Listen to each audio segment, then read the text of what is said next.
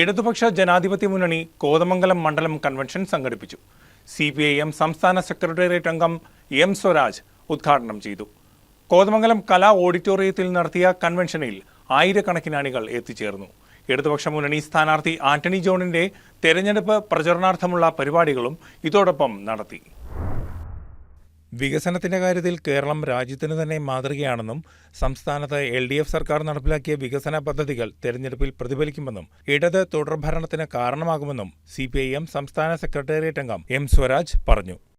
കഴിഞ്ഞ 10 കൊല്ലത്തെ LDF ഗവൺമെന്റിന്റെ നേട്ടം, പ്രത്യേകത ഒരു വാചകത്തിൽ പറഞ്ഞാൽ കേരളത്തിന്റെ മുഖച്ഛായ മാറ്റാൻ ഉതകുന്ന വൻകിട വികസന പദ്ധതികളും ഏറ്റവും സാധാരണക്കാരായ ജനങ്ങളുടെ ജീവിതത്തിൽ അനുഭവവേദ്യമായ ആശ്വാസ നടപടികൾ, ക്ഷേമ പദ്ധതികൾ, ഇത് രണ്ടും സമന്വയിപ്പിക്കാനായി എന്നതാണ്. ഇടതുപക്ഷ ജനാധിപത്യ മുന്നണി കോതമംഗലം മണ്ഡലം കൺവെൻഷൻ കോതമംഗലം കലാ ഓഡിറ്റോറിയത്തിൽ ഉദ്ഘാടനം ചെയ്ത് സംസാരിക്കുകയായിരുന്നു അദ്ദേഹം.